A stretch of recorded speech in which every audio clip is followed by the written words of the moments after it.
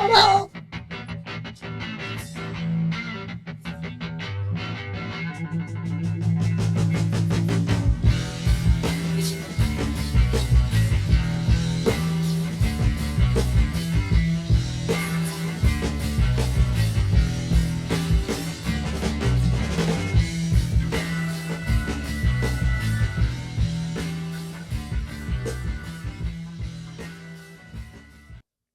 Welcome everyone to another Amateur Life podcast.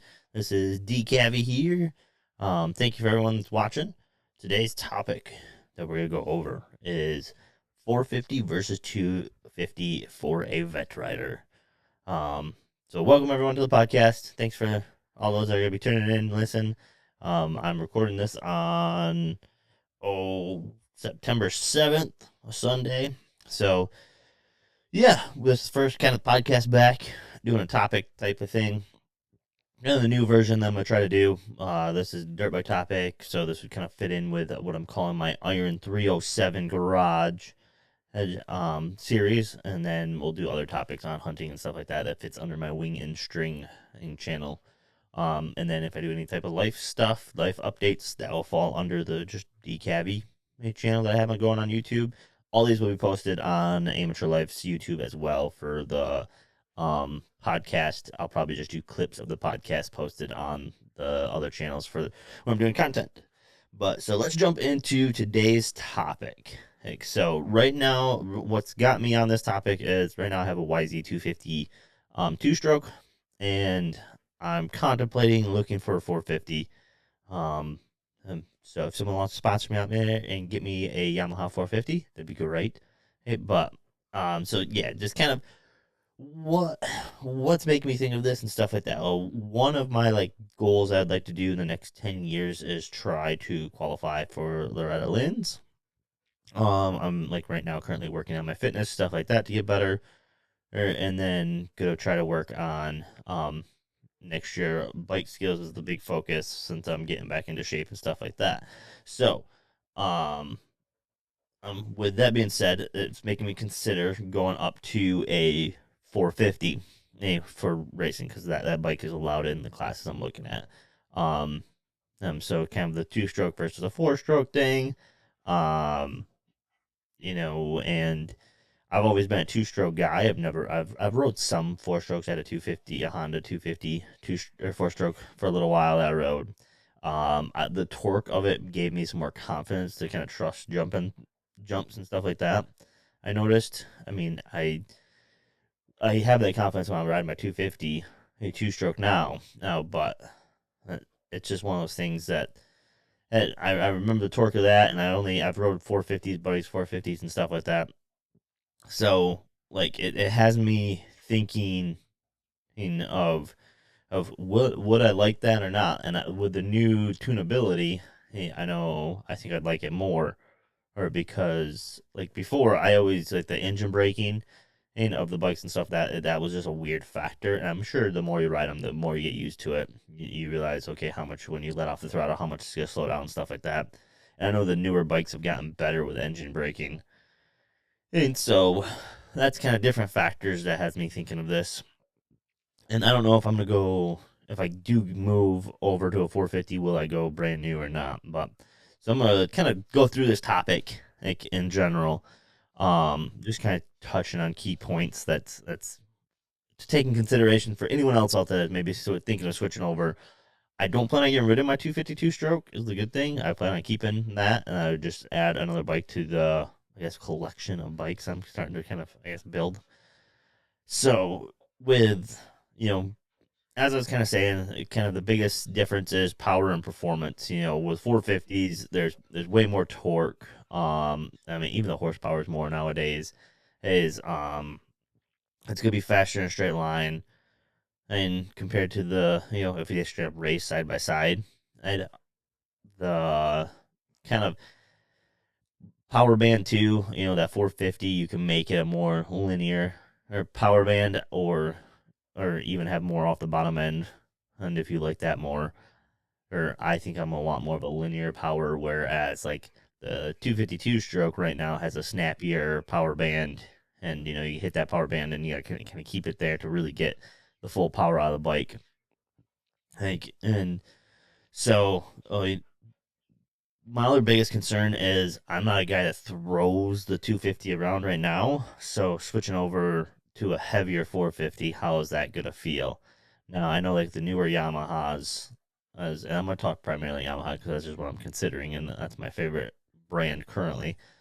Hey, um, the lighter feeling of the 250, I don't throw it around a lot now, but when I do need to, it's pretty easy. I kind of more muscle the bike than just like let the bike work naturally. So I think going to a 450, that's one thing I'm gonna have to keep in mind, and is letting the bike kind of do some more of the work for me, and stuff like that. Uh, that 250, it'll be interesting switching to knowing that I can kind of maybe shift up to third gear on a 450 and just kind of let it lug around. You can kind of do that on a 250 two-stroke, but you're clutching a lot more and putting a lot more load on the clutch in a race and stuff like that. To do something like that, they prefer to be revved out. Oh, that's another thing too, is I'm not a super high rever type of guy. So, if I was to go to the 450, it'd be great in the aspect of I don't have to necessarily rev out to get everything out of the bike.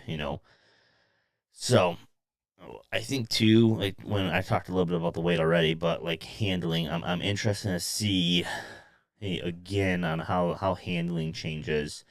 That flickability that you have with the 250 when I do need it. It's if I know it's lighter compared to the 450, so throwing it around and stuff like that, I'll be interested too in handling in corners. As the lean angle and stuff that you get into when you're riding. Will it feel? I noticed the weight there. Or will it actually help me maybe get leaned over more into a corner or stuff like that? I'm curious to see. I haven't rode enough and paid enough attention to that stuff. I'm hoping that maybe I'll go find a Yamaha test ride event. Maybe get to ride a 450 then for one of those. But so other things too. Again, kind of that luggability of a 450. Um, for cornering and stuff like when comparing to handling. You can kind of upshift into third and not have to brake. Where I know as you're braking hard into a corner, it stands the bike up. Where if I can just kind of be in a higher gear, that's gonna engine brake a little bit more, or I can downshift and it would engine brake even, or brake more on the engine then. But like if I'm rolling like that, once it kind of gets into the corner and gets the R's down, it will kind of roll through. Whereas I don't think a 250 will be as good as that. So something about momentum, I might be able to get a little quicker in my corners. Just on a 450, learning that capabilities is that I don't now. Now it's kind of brake to where I feel I'm good. Get off the brake, we'll roll through the corner, and then get back on. Halfway through or so. Oh, the I try, at least my technique of cornering is to brake kind of before I want to start my lean, and then get off the brakes when I start to lean the bike over, and that will that allows me to lean the bike over so I'm not on the brakes, start rolling through the corner, and then as I get to where I want to get back on the throttle, I clutch and throttle it, and then as I exit the corner, or kind of get off the clutch altogether. So next thing I'll kind of move into learning curve overall of just worrying about learning a 450 compared to four stroke versus a two stroke in general. I don't think there'll be too much time of that, but I do have concern of will it take me a year or two to get used to that, compared to all my riding technique that I have of always being on two strokes. Um, I think the good thing is that with the power band of the 450, if I do make a mistake, that there's more power there to be able to get going and get moving. But also at the same time, I'm moving faster on a 450 than a 250. So, if I crash or something, I'm going to see a big difference. And it's when I bounce off the ground, the older I get, being a vet rider. And for those who, well, at the time of recording this, I'm 31, so I'm not like super into the vet age or anything. thing. But with dirt bikes, they start calling vet riders at 25, or even vet fest starts at 18. And so, like, stuff thinking of that, of getting into, oh, um, you know, skill level and like learning. I think one good thing, well, one concern that I have is the 450. Will it make me a lazier rider? Like, I have to be aggressive on the 250 to really make it go. Oh, and to do well. So, if I get a 450, will I notice myself of being a little bit lazier, sitting down a little bit more because I just have the power that can pull me, versus is really and needing to be up off the bike, in good position, like driving hard on the 250. So stuff like that is I have concerns. It's always been all 450s make guys lazy riders, and I don't 100% believe that. I mean, yes, can you get lazier on a 450 because you have so much power? Yeah, but when you're racing and you need to go fast, either way, you're not going to be lazy.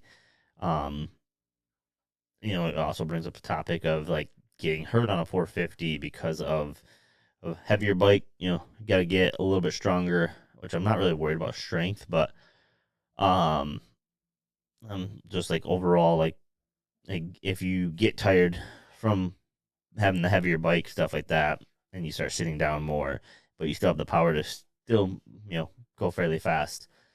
It's one of those things. Do you see yourself getting injured more because of just lack of technique used? So that's another concern, I guess, why with making a switch like this. Um, Maintenance and cost of bikes. I do all my own maintenance. If I have major questions or need to do a major overhaul, I have luckily a grandpa that's a mechanic, so he comes and helps me or talks me through things. I've never done a complete bottom end, but I've done top ends on the two strokes. I mean, they're pretty basic, pretty easy. I have done checked like valve timing and stuff on the 254 stroke. So, I know how to maintain and stuff like that, uh, and work on things. Um, but if something does break or something does go wrong, 450 is more money. I mean, definitely when you start talking engine components and stuff like that, depending on what's done. So that's a bigger uh, cost factor, I guess you got to add in there.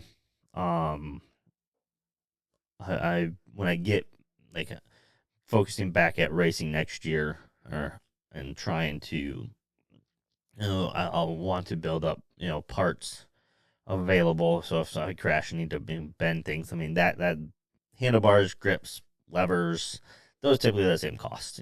There's not really a different cost in that. It's more when you get into the engine components. I know also like buying a new bike. I have my suspension already done on this 250, so I'm going to put money into doing the suspension. Luckily today's suspension is pretty good, but um, sorry, dog. I'll probably cut this. Back at it. All right. So yeah, rebuild cost. Luckily the modern 450s now you don't see it as much. Oh, I mean checking once a year is good before the season, depending on how much you're riding. If you're 25 hours in, and definitely should probably check top end, look at everything, make sure it's looking good. At 40 to 50 hours is when you really should look at replacing that top end. I know. Oh, as when at least a lot of what guys tell me now is around that 40 to 50 hour mark, you should really look at the top end of the bike. Like once you get past that, I mean, you can go almost 100 hours on a crank, as long as you're properly maintaining it and everything. And so that doesn't have me as concerned anymore. I mean, you do always have those one offs when you buy a brand new bike, like stuff like that. Um, I have a topic. I guess I'll get into it later when I kind of take a break and do my secondary topic on this. But um, I guess getting into racing applications, like the biggest focus, and the 250 versus 450. The 250, I mean, once you get out on a track, you're not that much disadvantaged, I would say, from at least most of the local races I do here in Michigan. But there's stuff like starts hurts that I know would be helpful to have that more power. In local races, some of the tracks that I race and stuff don't have the best passing. Kind of becomes one line. Some tracks are fairly opened and there's multiple lines, but so that's stuff to think about as racing. Am I going to gain that much putting all that money into a 450 that versus just continue riding my 250 and getting good at that? Um, I think I've never been to Loretta's.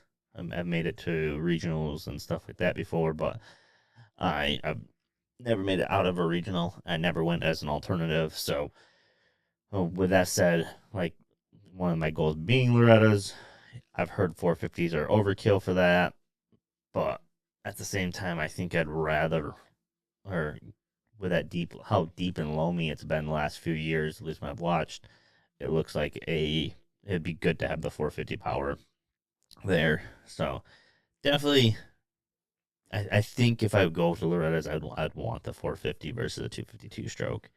You could probably get away with uh, a 254 stroke, but I think I would want for the start of 450.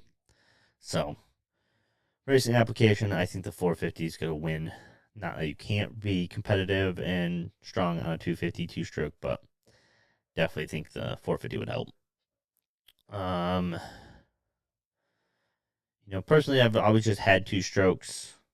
I went from a 125, had the 250 four-stroke for a little bit. I liked the more power, but I had a buddy tell me, he's like, go to a 250 if you don't want to buy a 450 right now because you're worried about like price of work on things and maintenance. And go ahead and go with the 252 stroke. Another thing about Michigan racing, if you're on a 252 stroke and like you can run both the 250 class and the 450 class.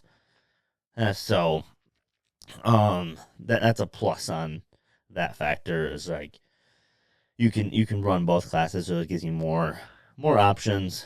And also being a two stroke, sometimes vets do a two stroke class. As as a vet rider, you have kind of one or two classes normally. So yeah, I typically look at running one of the other classes as well. So that's a good thing to keep in mind as depending on how many people show up in competition wise, as I have more options on a 252 stroke to race multiple classes and still can be competitive in all those classes as compared to if I just had a 450. It limits down the number of classes I could run. Um, do I see myself, I guess, moving to a 450 in the future? Yeah, I would say. Hey, I don't know if it's gonna be next year or like. I mean, really, it's all going to come on funding. And when I can afford, bikes just went up in price though, so a brand new one went up a couple grand because of the tariffs and stuff. If tariffs come down, maybe they'll do a deal where you can get them cheaper. But I also could buy a year older model. For probably almost 3 grand less than what a brand new one, a 26 would cost me. But it's still a brand new bike, but you're already losing value when if you were to ever resale. My idea would be is if I go to getting competitive and I got a four stroke would be maybe every couple of years, like selling that bike and buying a new one. And so out of pocket cost every couple of years, it's only like 4 grand. And so, and plus the used market still, at least in Michigan here, crazy in my opinion. I mean, prior to COVID, a couple year old bike would be half the value, and now a $10,000 450 2 years later is still 8 to 9, and so that's kind of another factor to think about if you're going to be changing bikes a lot or stuff. So I guess that's kind of the first round of this topic. I'll get into some other stuff, but first, commercial breaks. This is the spot in the podcast where I'll be putting regular commercials for brands and stuff like that. And right now, the current commercials are going to be check out YouTube at DCAVI slash at DCAVI, and check out youtube.com/ at wing and string. And the third YouTube channel to check out right now is youtube.com/ at iron 307 Garage. Those are my YouTube channels. Plus, if you're watching this on YouTube, Amateur Life, if you're just listening to it, there's an Amateur Life YouTube where you can watch the podcast on. And so that's something to keep in mind when you're listening stuff. As I get, hopefully, sponsors or brands that want to come on in the future or stuff like that, they'll be here. Some brands that sponsored me in the past that I have letters out to right now are Fly Racing and WPS. As Pirelli Tires, I used to be sponsored by, but they are no longer sponsoring anyone dirt bike racing in the U.S. All their support got pulled. Maxima Oils and Pro Filter, EKS brand goggles. So check out those companies. I know they'd be happy to hear that I sent someone over if you go buy stuff, or even if you go to your local dealer, or let them know that, hey, who told you what to buy? Hey, so, yeah, hopefully I'll have more sponsors here in the future, and there'll be a little bit longer break, but all right, we're going to get back into the show. So I guess I'll talk a little bit now about, my racing history, or my I guess, story a little bit. I started riding dirt bikes when I was 3 years old. Had a little Suzuki 50. Switched over to P-Dub 50 when I was 5. And then a KX65. And so I raced when I was like 4, 5, 6-ish. And then we took a break for a while. And when I was 11, I had a KX65 that I just ride around the house and stuff. We kind of stopped racing, and then my uncle took me to a race. I just one of the local race tracks. I got hooked again, and watching one of the local fast guys that my uncle knew there. So it hooked me. I come home, I'm like, Dad, I want to go racing again. And, and so we took off, like within a couple of weeks, and tried it out. They had another race at the same track. Wasn't too far from the house, so luckily we loaded up, went there. I remember, they're like, you haven't raced in a long time. You're on a 65 now. You can do the big track, but, do you want to do the little track? I'm like, no, I want the big track, So, and me being older for the 65 group, and I was also a bigger kid compared to most, I had to be in the 65 senior class. So race that class, didn't do very well. Wasn't much longer. I think we did 1 or 2 years of racing on the 65 again. And then when I was, I think, 12 going on 13, or maybe 13, got a YZ85. And that's kind of what stuck me with Yamaha brand. And, I started following the pros. Anytime they'd be on TV, I'd be watching. And Chad Reed was my favorite rider. And he was on Yamaha. That's kind of another reason why, what made me a fan of Yamaha. So race from 12 to 14, 15-ish. I think I was 14 when I got my YZ125. I was, we got it. The game plan is to kind of practice on both bikes, and but I was leading the points, I think, for the 85 class at a couple of the tracks. So we were kind of focused on just like track points, more focused on state points. Right. So I remember going to a practice track, or going to the track that, I was leading the points in, and I was running back and forth and jumping back and forth on the different bikes, and I just kept complaining like the 85 feels weird, or after getting off the 125. I like the 125 more. I don't want to go back to the 85, and Dad's like, you're leading points, so you have to. So he's like, take a practice off on the 125 and just run the 85 for a couple practices. It should feel normal again. So I did that, get back out there, or going, and next thing you know, I go over a little tabletop and just kind of washed out when I landed, and bike broke my leg. I landed on it, like the angle of the brake was exactly like what the frame was. So pretty sure the frame managed to get my leg and snap. Yep. So luckily I didn't have to have surgery. Everything stayed fairly in place. And it's that kind of luckily the last couple races got rained out. Oh, so I still won the point series, but got lucky because we were contemplating cutting my cast off for like the last race just to see, hey, if I could even ride if needed to be. So, uh, then after that, the next year moved up to 125, and then tried making Loretta's on that in like schoolboy class. Didn't make it out of the regional. Oh, but I kind of I raced all the way up until I was 18 in 125, and then kind of graduating high school after turning 18 that summer. I worked to go off to college, so I took a break from racing dirt bikes for oh I guess heavily for probably 5 years. I mean, kind of tail end of the fifth year, I might have hit up one or two races. So then I raced here and there. Would pick up random events and go run. And then when COVID came around, we weren't really doing anything other than there was races available. So really picked up heavy back in 2020 and then 2021. And now I'm back kind of racing this year. Not so much, but we'll be back going and hopefully next year.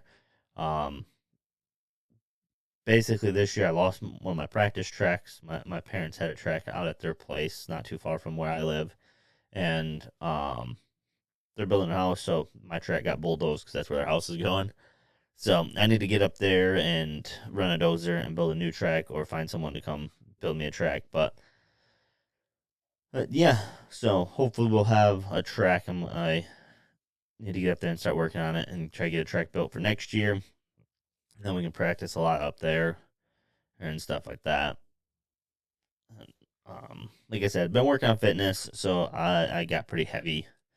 And not saying that as a heavy guy you can't be fast, because you definitely can. I know a few guys that are on the heavier side that are fast, and definitely when you get a 450, those bikes will just pull anyone. But trying to slim back down. I've always had decent stamina. I've always, I think between wrestling and high school, and then even after. I mean, a couple years ago, I went and ran a marathon with only like 8 weeks of training. And so I can push myself to go past things, and I've always been a stronger kid or a stronger guy. I could naturally, without ever like lifting weights, go lay under a bench and bench a decent amount, or at least bench more than my dirt bike. Like, so that's always like, I know I can I can bench my dirt bike. So that's decent strength for what you need for racing dirt bikes. I mean, I'm not no power lifter by any means, but uh, so I know I've always carried or can push myself for natural stamina and strength, but it's like, okay, you gotta get back on actually working out and stuff like that and dieting. So I've already lost almost 20 pounds, and then I'm hoping to lose about another 20 before next year when race season comes around. Living in Michigan, earliest you might get out is March. Or you might have one or two warm days in March where you can start riding a little bit. Otherwise, it's kind of April. It's typically rainy or jacket and sweatshirt type of riding. But so yeah, really focused on that. I've been running and stuff again. I try to do a total running wise of about 8 to 10 miles a week, and then I need to get my bike out to cycle some more. I've only cycled a little bit, so definitely be good to get that back out. And do. I know I got a trainer too for inside, so that's always nice for wintertime comes. I need to insulate my like gym area that I have too for like lifting and stuff, and I'd like to get some more equipment focused on more like stability training and things. So that's kind of, I guess, my focus next is to continue to work on my gym area, so that way as we go into colder months here in October and November, I have spots to train. Plus, it gets darker earlier, so trying to get in training. You can't really do it outside. You have to go inside.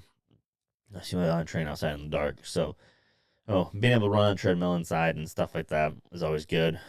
Cycle trainer, and Also, hunting season picks up for me. He having a bird dog, bow hunting. Um, Typically go out west, like South Dakota. At least last year we did that, so doing it again this year. Trying to go up north to the UP, so weekends are gonna get packed up with hunting too, and even work days. I mean, I kind of normally rush home from work, get out to the bow stand, we'll sit for 3 4 hours, and then come in and then normally eat and then head out to the gym. And so that way, stay training a little bit less bike riding, dirt bike riding wise, but yeah, it's being able to balance all the hobbies. I'm not going pro racing dirt bikes. Dirt bikes is fun. I have a blast on them, but also got to have some other hobbies too. So I don't have any listener questions to add in, but so if anyone wants to reach out with questions, you can reach out to amateurlife 2.0 at gmail.com. Just put in the subject line listener questions, and I'll gladly answer them on one of these episodes as I get them. So, gear spotlight. I have written down here. Like I said, some of the brands I've been using for a while is Fly Racing with WPS. They've been good to me. They've been a long time sponsor, several different years. And then, they also, with WPS, they do Alpine Star. So I have Alpine Star boots and firepower chain. Pirelli tires, as they were a couple year sponsors. So right now I run Pirelli tires. I like their sand tires. On most of the tracks we run around here, there's a couple that it's like I really should switch over, but I normally don't. I normally just run it anyways. Is most of the starts it helps on, and then it just gets sketchy on some of the jumps that the sand tires on. Um, Maxima oil and Pro filters. Pro filters, I use their ready to use filter that you can just throw away. And so those make it pretty nice. And um, and then Maxima oil has a great engine oil, two-stroke mix oil, um, chain lube. I mean, you think about it, SC1, and if you want your bike to look brand new, just spray SC1 on it, wipe it all down. I mean, heck, just spray it on it and leave it. Sometimes it works great. Um, so suspension company that I went with currently is TCD Racing. Um, Besides for they're just busy, so it's hard to if you need something quick turnaround. But they do great work, and they're typically at some of the local races where you can get help if you need it, or typically just call them up and they will help you out. So, um, Michigan motocross tracks, District 14 races. So like tracks that I'm close to that I ride a lot that are D14 tracks are Valley, the MX, Big Air. Sometimes I go down to Dutch or Redbud, tracks I haven't really rode in a long time. Um, I'm like Portland Trail Riders or Cadillac, Log Road. I think those are all I can think of right now that I've rode before, but it's been a long time. Oh, Battle Creek MX too. Um, so that's just one thing to keep in mind, and is that I'm a motocross, so like all this topic is focused around motocross racing, not really like a trail guy or woods rider. So, and I think if there's anything else I really wanted to include in this topic. There's some new tracks that are out in Michigan that I'd like to get out to. Oh, they look like fun, cool. We need to load up the toy hauler and head out to them for a long weekend or something. Would love to make it down south this winter one time to ride. I don't know if we'll be able to do that. It always seems like we get super busy. So, and with kid in school now, we're kind of stuck on his school schedule. He is in public school, not homeschooled. So, and he has some interest in racing, but right now he won't ride his dirt bike without his training wheels. So Need to get him working on that. He'll ride a Stasic all day without training wheels. So, um, I guess that's really all I have for this topic. So, thank you all for listening, and I guess that's gonna wrap up today's episode of Amateur Life's Iron 307 Garage. We broke down, 450 versus 250 two-stroke for me. Talked about power, handling, cost, and what each one means. And for, I guess, kind of different riders. Mainly, I focus on myself. At at this point, I really gonna come down to financials for me on whether or not I can swing a newer 450 or even a used one, and or if I'm just gonna stick with my fun little playful 252 stroke.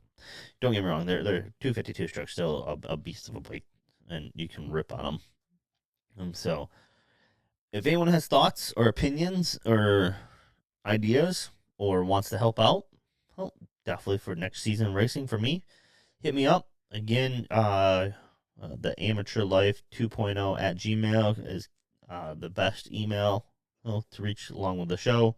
Or you can find me on social media. Just normally search Devin Cavendish. I think Facebook it's Devin.Cavendish.3. If you add at the end is like the KQ right to my um page. And then I can't remember the other socials right now. Maybe I'll link them in the bottom of this episode. So, but yeah, I'd love to hear your guys' thoughts, comments. Drop them in on YouTube, and then don't forget to rate the show. Preferably 5 stars if you like it. So, otherwise, until then, keep the throttle twisted and ride safe. Peace out.